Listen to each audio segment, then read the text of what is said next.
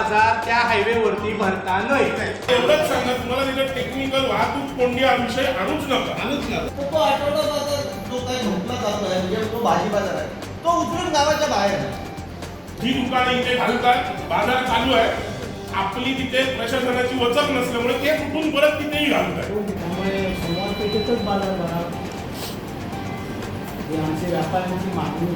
बाहेरून बाजार येण्यापेक्षा आपण आपलं उत्पन्न कसं वाढेल त्याचा आपण विचार करू. आणि सर्व व्यापारी तेव्हा पण सहकार्य करत होते, आताही करतात. फक्त तुम्ही कधी आणि किती लवकर हलवू शकता ते सांगा. मालवणची 80% बाजारपेठ सुपरमार्केटमध्ये दुकानदार, म्हणजे प्रत्येक दुकानदार त्यावेळेच्या बाजारासाठी तयार असतो. दर सोमवारी 80% दुकानदारांना डावलून बाजारपेठे झाल्यामुळे प्रचंड प्रमाणात ते बाजारावर परिणाम झाला. काही गावठी बाजारवाले म्हणजे गुंड्यातले किंवा इकडचे लोकल भाजी बाजारवाले भाजी फुलं हे सगळं घेऊन तिथे येतात. त्यांना पण जेव्हा ग्राहक येतो तेव्हा दोन्ही ठिकाणी त्यांना यावं लागतं, म्हणजे एकतर गावठीसाठी आणि त्यासाठी. तिसरी गोष्ट आपलं फिश मार्केट आहे ते सुद्धा सोमवार पेठेत आहे. नगरपालिकेचं प्रस्तावित म्हणजे बरीच वर्ष आली पण प्रस्तावितच म्हणतो की भाजी मार्केट हे सुद्धा त्याच ठिकाणी बांधणं ठरवलेलं आहे. म्हणजे एकूण काय तर सगळ्या दृष्टीने बाजारपेठ ह्या त्या ठिकाणी व्हायला हवा होता.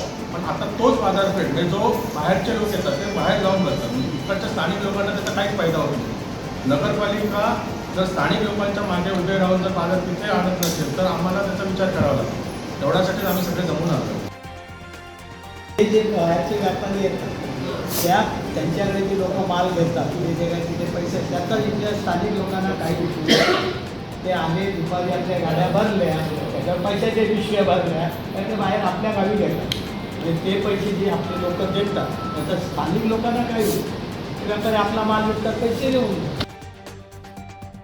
गड नाक्यापासून ते कोकणपर्यंतच्या परिसरातले की ज्याला सोमवारपेठ हे युवकालापासूनचं नाव आहे सगळे व्यापारी मध्ये उपस्थित आहेत. दोन महत्त्वाच्या गोष्टी या निमित्तानं आपल्यासमोर मांडल्या. पहिली एक सगळ्यात महत्त्वाची आणि कायदेशीर बाब अशी आहे की मालवणचा आठवडा बाजार हा नोटिफाईड आठवडा बाजार नाही. कारण सिंधुदुर्ग जिल्ह्यामध्ये जे 48 नोटिफाईड आठवडा बाजार आहे ते आठवडा बाजार जिल्हाधिकाऱ्यांनी नोटिफिकेशन काढून जाहीर केले आहे. पण मालवणचा आठवडा बाजार म्हणून जे काही बाजार भरला जातो तो पूर्णपणे अनधिकृत आठवडा बाजार आहे. प्रशासन म्हणून शासन म्हणून आपण लक्षात घेतले. ते जे कोण बाहेरचे व्यापारी होते त्यांच्याकडे एक वार रिकामा होता सोमवार म्हणून त्यांनी येऊन बसायला सुरुवात केलं आणि त्यातून ही एक लोकांची सोय झाली म्हणूया ते एक झाली. पण आमचा त्या निमित्तानं आग्रह असेल की एक तर हा आठवडा बाजार मुळात जो आपला कारण काय सिंधुदुर्ग जिल्ह्यामध्ये शिवकालीन परंपरा असलेली ही बाजारपेठ आपल्याला सगळ्यांना माहिती आहे की किल्ला निर्माण झाल्यानंतर आज जी काही सोमवारपेठ आहे ती अस्तित्वात आलेली आहे. म्हणजे तो तेव्हापासून हा संपूर्णपणे बाजार भरत होता आणि तो आठवड्याचे 7ही दिवस तो भरत होता. म्हणजे असं नाही की बाबा आज बाजार आहे आणि मग काही नाही, 7ही दिवस. आणि सगळ्यात महत्त्वाची या बाजारामध्ये असलेली जी काही गोष्ट होती ती म्हणजे ह्या त्या महिला आहेत ज्यांचा हातावरती पोट आहे ज्यांचं पोट हे मालवणच्या बाजारामध्ये होणाऱ्या दररोजच्या विक्रीवरती मग ते मासे असू देत भाजी असू देत किंवा अन्य काही असू देत त्याच्यावरती अवलंबून आहे.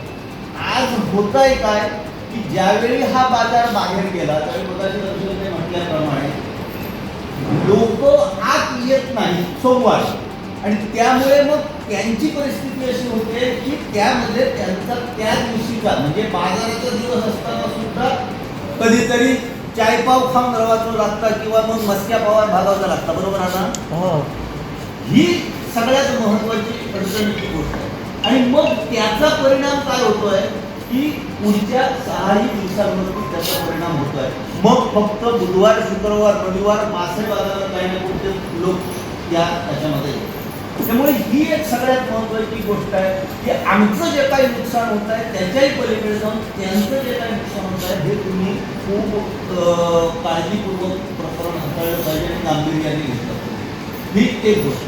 दुसरी त्यातली महत्त्वाची गोष्ट आहे की आपलं भाजी मार्केट खूप काळ प्रलंबित आहे, त्याच्या कारणामध्ये ती जात नाही. परंतु आज प्रशासन आणि शासन म्हणून तुम्ही ते जर जितक्या लवकर पूर्ण करून घ्याल तितक्या लवकर हा प्रश्न मार्गी लागू शकतो. तिसरी महत्त्वाची गोष्ट की जर आता ज्यांनी सगळ्यांनी सांगितल्याप्रमाणे तिथं अडचण होते आहे, जर आपल्याकडे आज पार्किंगची सुविधा उपलब्ध आहे, ती जागा उपलब्ध आहे, शिवाय जर आणखी जागेची अडचण असली तर तिसरी गल्ली रिकामी असते, त्यामध्ये काय फारशी वर्दळ नाही आहे आणि अगदी त्याच्या पलीकडे हे असेल तर भरड नाक्यापासून बसवायची त्यांना हे व्यवस्था करा. आणि त्या दृष्टीने संपूर्णपणे जर म्हणजे मग काय होईल की लोकांची व्यवस्था होईल, बाजारामधली वर्दळ वाढेल आणि त्यानंतर जो काही त्या महामार्गावरच्या अडचणीचा विषय आहे तो नसेल. अगदीच बाबा नाही त्यांचा खूपच पडवळ आहे तर तो आठवडा बाजार जो काही म्हटला जातो आहे म्हणजे तो भाजी बाजार आहे तो उचलून गावाच्या बाहेर आहे संपूर्ण. म्हणजे मग तो तिथे कुठे तो कोण सांगते तो पॉलिटेक्निककडे जातो, पॉलिटेक्निककडे जातो, कुमार जातो कुमार. पण महत्वाची गोष्ट की ज्या शहराला नोटिफाईड आठवडा बाजार नाही त्या शहरामध्ये आठवडा बाजार ही अनधिकृत व्यवस्था आहे, एवढी एक गोष्ट लक्षात घ्या. आणि त्या दृष्टीनं जर प्रशासनाने काही भूमिका घेतली तर त्याचा दुसरा महत्त्वाचा प्रश्न येणार की त्या पार्किंगच्या बाबतीत तर ते डील आपण सगळेजण त्या जो कोण ठेकेदार आहे त्याच्याबरोबर ती करून तुम्ही एक जर हे करून ठेवलं की बाबा या विषय किती असतो सोमवारी सकाळी 8 वाजल्यापासून 7 वाजल्यापासून दुपारी 2 वाजेपर्यंत. तर त्या दृष्टीनं जर काय केलं तर हा प्रश्न सामोपचाराने सामंजस्याने सुटू शकेल असं मला वाटतं. आणि ही ज्या पद्धतीने लोक आलेली आहे त्यातनं आपण सगळ्यांनी ही गांभीर्य लक्षात घ्या याच्यामध्ये. कारण आता सांगितल्याप्रमाणे की 20 सालापासून 26 सालापर्यंत 6 वर्ष या बाबतीतला हा सगळा निर्णयात येतात काय. म्हणजे आज हे इतके हे आहे की मगाशी ज्यावेळी आम्ही देवळात एकत्र आलो त्यावेळी थोडेसे आमची जी चिडलेली होती पण तरी सुद्धा त्यांना थोडासा सबुरीचा सल्ला दिलेला आहे. एक आठवड्याभरामध्ये आपल्याला जर आपण जर सांगितलं की बाबा याच्या संदर्भात काय तर आपलं शिष्टमंडळ परत येऊन तुमच्याशी बोलू शकते काय मार्ग आहे काय तोडगा आहे. पण काही ना काहीतरी याच्या संदर्भातला निर्णय हा या आठवड्यामध्ये लागावा एवढी अपेक्षा.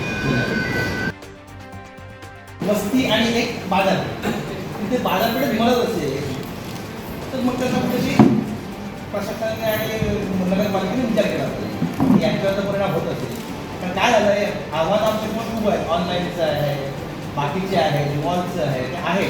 पण त्या अनुषंगाने जे पारंपरिक जे आम्हाला अडचण महत्त्वाची होते ठीक आहे. आम्ही तुमच्या मनात मान्य आहोत की थोडी जागेची कमतरता आहे, नाही म्हणत नाही. आम्हाला याची कल्पना आहे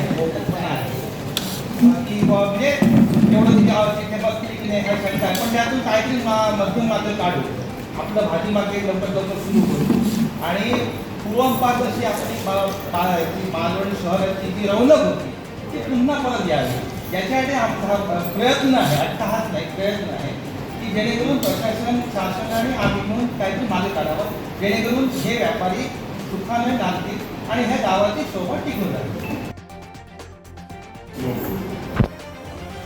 जेव्हा करोना आला तेव्हा कोणताही विचार न करता 3 दिवसात आम्ही बाजार तिथे हलवायला घेतो. तुम्ही आता त्या 3 दिवसाचे 3 महिने लावू नका. तो बाजार जसा त्यावेळी वाहतूकही होती, त्यावेळी एसटी जात होते, त्यावेळी पर्यटकही होते, त्यावेळी कोणती अडचण होती का बाजारात? त्यावेळी वाहतूक कोंडी होती का? आणि आता 2026 मध्ये वाहतूक कोंडी कशी होती? तेव्हा बसवतो सगळे. मला एवढंच सांगा तुम्हाला त्याच्यात टेक्निकल वाहतूक कोंडी हा विषय आणूच नका.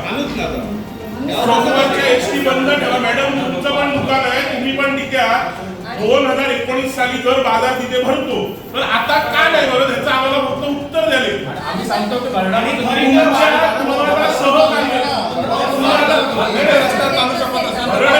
तुम्हाला सहकार्य म्हणून व्यापाऱ्यांनी तेव्हा बाजार 2 दिवसात तुम्हाला तिथे राहायला दिले. त्यावेळी वाहतूक कोंडीचं कारण होतं फक्त करोना होता कारण.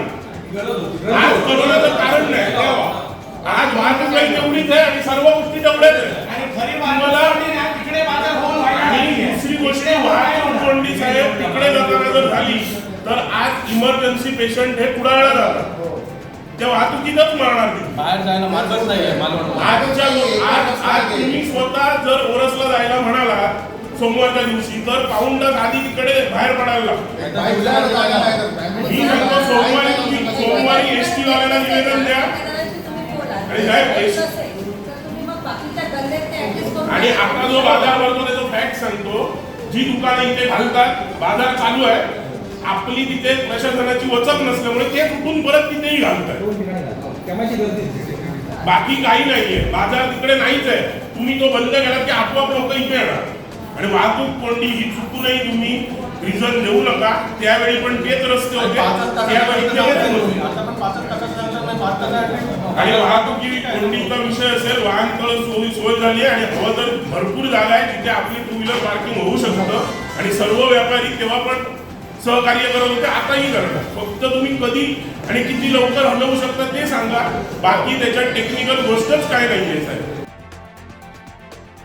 की पुढचा जो सोमवारचा बाजार आहे, पुढचा वार सोमवार येणार पुढच्या आठवड्याचा, त्या दिवशी बाजार भरतो बरोबर, तर तो बाजार त्या हायवेवरती भरता नाही. तुम्ही प्रशासनाला सोबत घ्या, तुम्ही आमदारांशी बोला. फक्त आमचं एवढंच म्हणणं की हा जो काही डिसिजन आहे, आज वार मंगळवार, येणारा वार रविवार, पुढच्या आठवड्यातला आठवड्याची सुरुवात, तर मंगळवार ते रविवारच्या आतमध्ये डिसिजन घेऊन पुढचा सोमवारचा जो बाजार आहे तो हायवेवरती न भरता बाजारपेठेमध्ये जसा पूर्वंपार भरत होता ह्याच्या अगोदर कितीतरी पिढ्या तो भरत राहावा. ह्याच्या पुढे कधीही बाजार हायवेवरती जाऊ नये, जेणेकरून बाजारपेठेतले 700-800 दुकानदार बेरोजगार होतील. जी गोष्ट सुकळवाडमध्ये घडली, बाजारपेठ एकीकडे, रस्ता एकीकडे झाला, ते सुद्धा मालवणमध्ये होणार. हे व्हायचं असेल तर तुम्ही हायवेवरती ठेवा. काही समाजकंटकी लोकांनी गपचूप येऊन इकडे निवेदन दिलं, आम्हाला ते कळालं.